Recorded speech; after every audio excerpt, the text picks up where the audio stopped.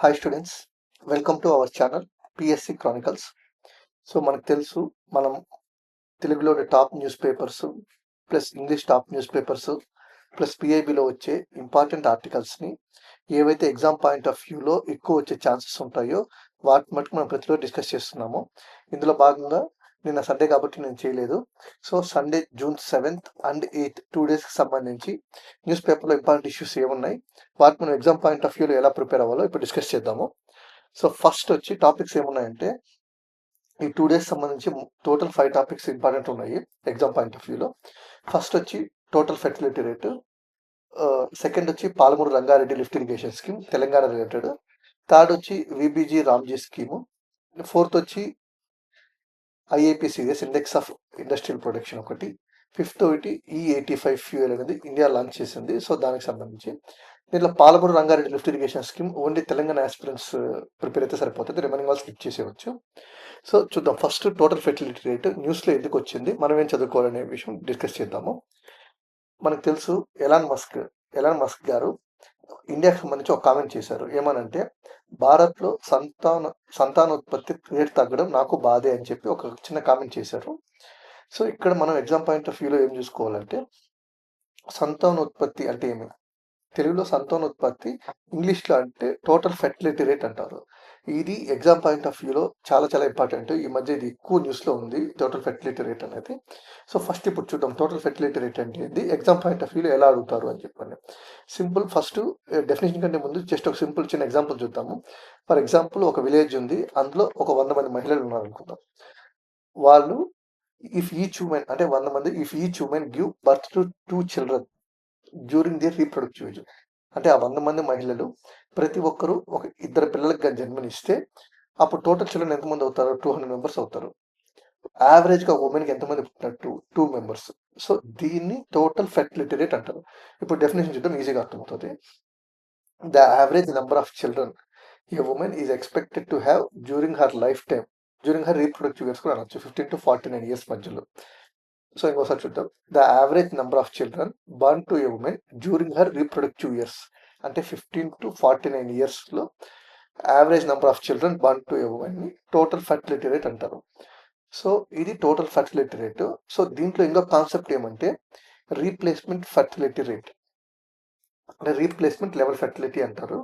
ఇది ఎందుకంటే జనరల్గా ఒక వాల్యూ ఉంది, రీప్లేస్మెంట్ లెవెల్ ఫెర్టిలిటీ అంటే ఏమో 2.1 దాని వాల్యూ.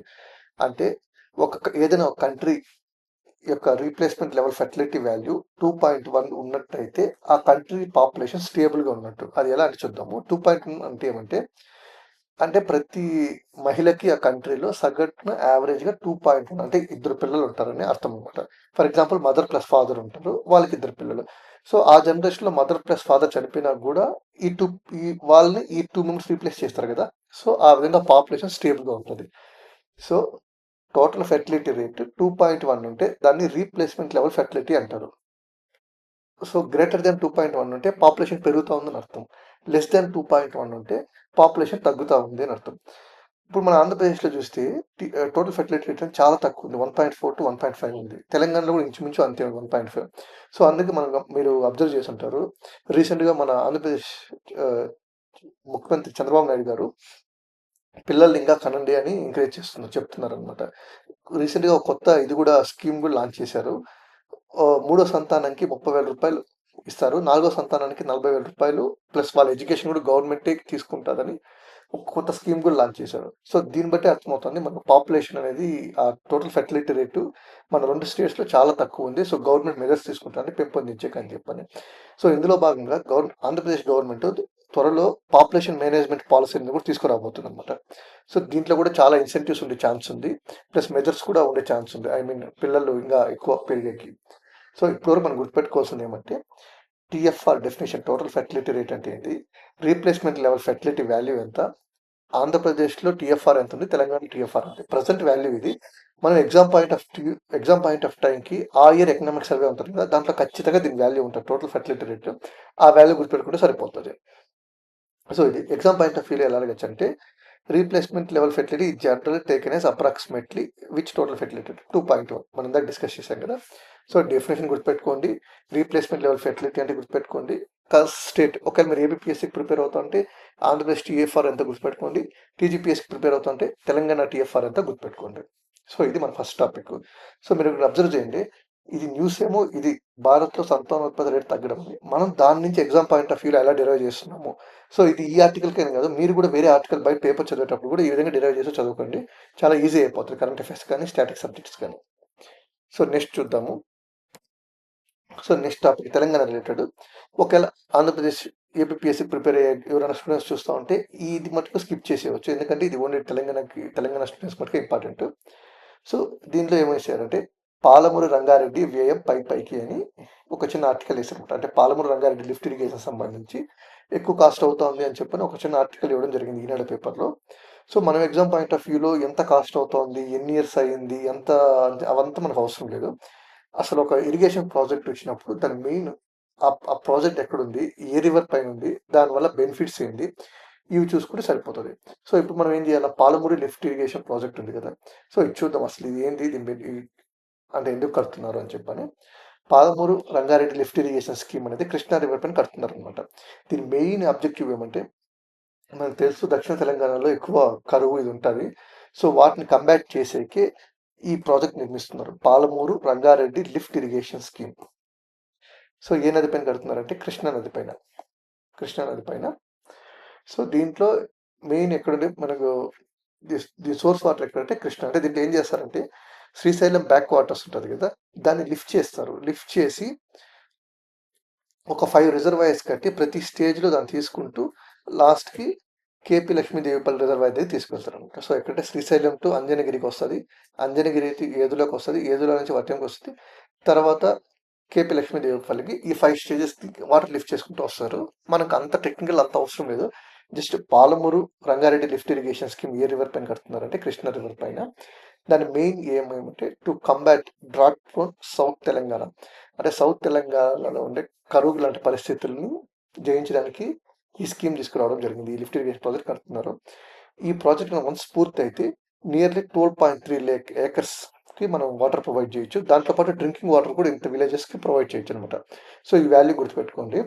సో ఇక్కడ మనం గుర్తుపెట్టుకోవాల్సింది ఏమంటే Palamuru Rangareddy lift irrigation scheme ఏ రివర్ పైన, కృష్ణా రివర్ పైన. దీనికి మెయిన్ సోర్స్ ఎక్కడంటే శ్రీశైలం బ్యాక్ వాటర్స్. థర్డ్ వచ్చి దీనికి మెయిన్ ఏ రీజన్ బెనిఫిట్ అవుతుందంటే సౌత్ తెలంగాణ. ఫోర్త్ వచ్చి ఎన్ని ఎకర్స్కి ఇది ఇరిగేషన్ అయితే 12.3 lakh acres.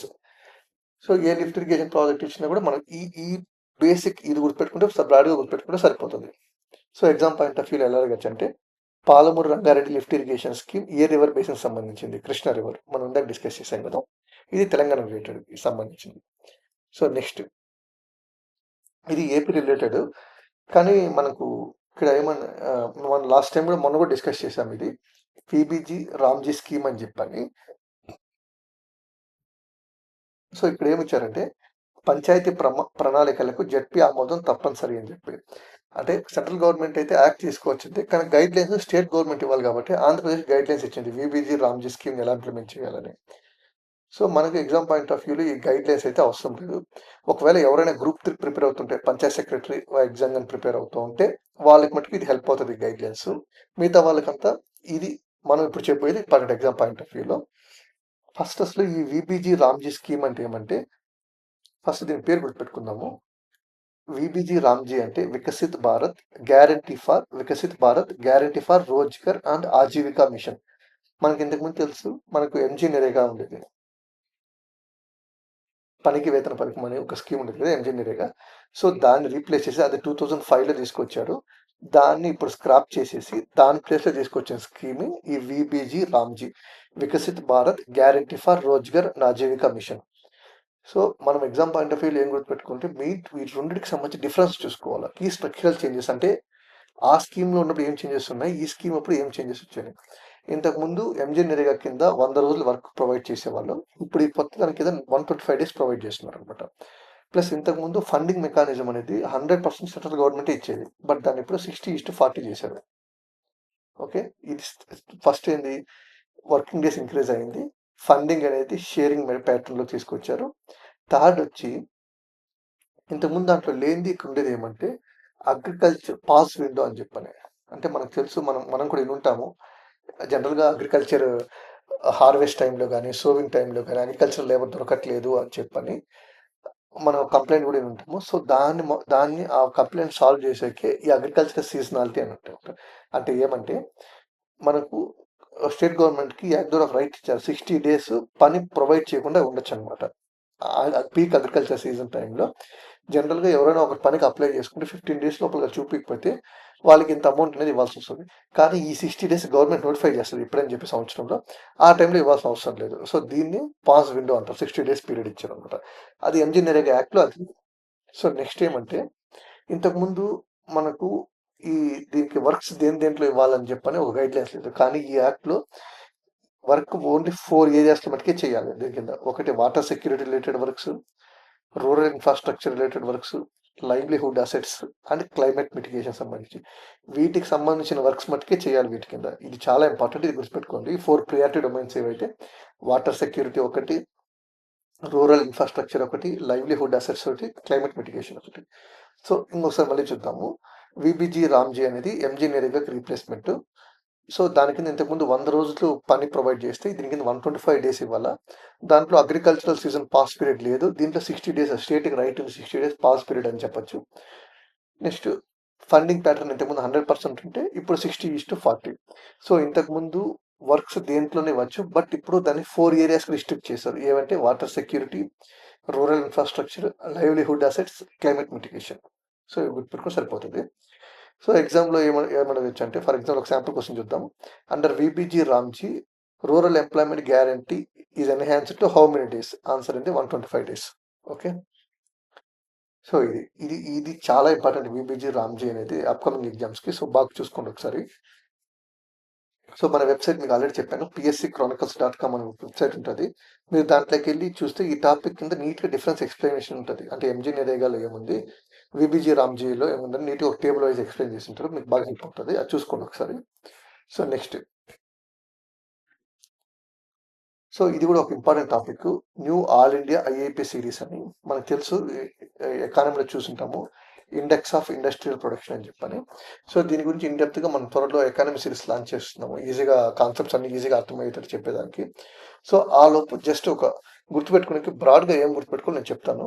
First index of industrial production అంటే ఒక నెలలో ఒక ఎకానమీ ఎంత వాల్యూమ్ ఆఫ్ ప్రొడక్షన్ గూడ్స్ ఎంత ప్రొడ్యూస్ చేసిందని క్యాలిక్యులేట్ చేసేకి దీన్ని ఇండెక్స్ ఆఫ్ ఇండస్ట్రియల్ ప్రొడక్షన్ వాడతారు. ఇది మంత్లీ పబ్లిష్ అవుతుంది ఇండెక్స్ ఆఫ్ ఇండస్ట్రియల్ ప్రొడక్షన్. ఎవరు పబ్లిష్ చేస్తారంటే national statistical office. So, index of industrial production is published by national statistical office. ఎప్పుడు మంత్లీ. సో, దీనికి ఇంతకుముందు బేస్ ఇయర్ క్యాలిక్యులేట్ చేసేకి 2011-12 ఉండేది. దాన్ని రీసెంట్‌గా మార్చారు 2022-23. రీసెంట్‌గా ఇండెక్స్ ఆఫ్ ఇండస్ట్రియల్ ప్రొడక్షన్ కొన్ని చేంజెస్ తీసుకొచ్చారన్నమాట. సో, అందుకని ఈ టాపిక్ చాలా ఇంపార్టెంట్ అప్‌కమింగ్ ఎగ్జామ్స్‌కి. సో, ఫస్ట్ చూద్దాం.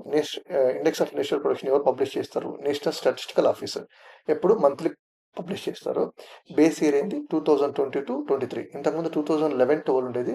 దాన్ని 2022-23కి మార్చారన్నమాట. సో, ఇక్కడ చూద్దాము. ఇంతకుముందు ఇండెక్స్ ఆఫ్ ఇండస్ట్రియల్ క్యాలిక్యులేట్ చేసేటప్పుడు మొత్తం గూడ్స్‌ని 3 సెక్టార్స్‌కి డివైడ్ చేశారు.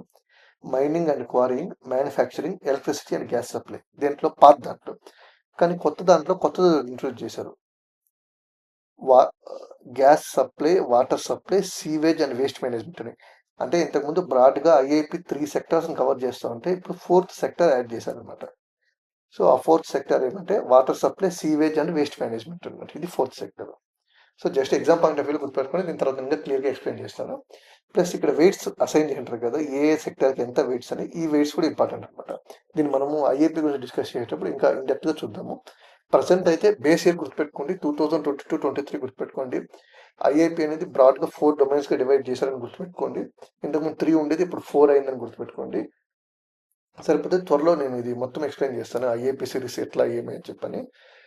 సో, నెక్స్ట్ మన ఎగ్జామ్ పాయింట్ ఆఫ్ వ్యూలో ఎలా అడగొచ్చు అంటే సో, బేస్ ఇయర్ చూసారు 2022-23 ఆ బేస్ ఇయర్ గుర్తుపెట్టుకోండి. ప్లస్ కొత్తగా యాడ్ అయిన ఈ సెక్టార్ గుర్తుపెట్టుకోండి. Gas supply, water supply, sewage and waste management. ఎవరు పబ్లిష్ చేస్తారంటే నేషనల్ స్టాటిస్టికల్ ఆఫీస్. సో, దీని గురించి మళ్ళీ మనం డిస్కస్ చేద్దాం ఐఐపీ అని చెప్పని. సో, నెక్స్ట్ లాస్ట్ టాపిక్ అనమాట. రీసెంట్‌గా మొన్న మనం చూసాం కదా! వరల్డ్ ఎన్విరాన్మెంట్ డే జరిగింది. సో ఆ రోజు ఇండియన్ గవర్నమెంట్ కొత్త ఫ్యూయల్ లాంచ్ చేసింది, E85 ఫ్యూయల్ అని చెప్పని. ఫ్యూయల్ పేరు ఏం పేరు? E85 fuel. సో మనం ఇంతకుముందు వినుంటాము E20 ఫ్యూయల్ అని చెప్పని. E80 ఫ్యూయల్ ఫస్ట్ టైం ఇండియాలో లాంచ్ చేశారు అనమాట. సో అసలు ఏంది E85 ఫ్యూయల్, అది ఎక్కడ లాంచ్ చేశారు, ఏమి అదంతా మనకు అవసరం లేదనమాట. సో ఎగ్జామ్ పాయింట్ ఆఫ్ వ్యూలో అసలు E85 అంటే ఏమో చూద్దాం. E85 అంటే జనరల్గా ఫర్ ఎగ్జాంపుల్ E20 అంటే ఒక 1 లీటర్ పెట్రోల్ తీసుకుంటే దాంట్లో 20% ఇథనాల్, 80% గేజోలిన్ నార్మల్ పెట్రోల్ ఉంటే దాన్ని E20 అంటారు. అదేవిధంగా E85 అంటే 85% ఇథనాల్ ఉంటుంది, 15% పెట్రోల్ ఉంటుంది అనమాట. సో ఇది కొత్తగా లాంచ్ చేసి ఇది ఇంకోటి గుర్తుపెట్టుకోవాల్సింది ఏమంటే ఇది అన్ని వెహికల్స్ సెట్ కాదు. ఈ ఫ్యూయల్ అనేది ఓన్లీ ఫ్లెక్స్ ఫ్యూయల్ వెహికల్స్ అంటారు, ఎఫ్ఎఫ్విస్, ఫ్లెక్స్ ఫ్యూయల్ వెహికల్స్. వాటికి మట్టుకి E85 అనేది సూటబుల్ అవుతుంది అనమాట. సో జస్ట్ మీరు ఇక్కడ గుర్తుపెట్టుకోవాల్సింది ఏమంటే E85లో how much percentage of ethanol ఉండొచ్చు ఎగ్జామ్ పాయింట్ ఆఫ్ వ్యూలో 85. అంటే ఇక్కడ E85లో 85 stands for E85 stands for blend containing up to 85% ethanol అనమాట. సో ఇది ఓన్లీ ఫ్లెక్స్ ఫ్యూయల్ వెహికల్స్ మట్టుకే వర్క్ అవుతుంది అనమాట.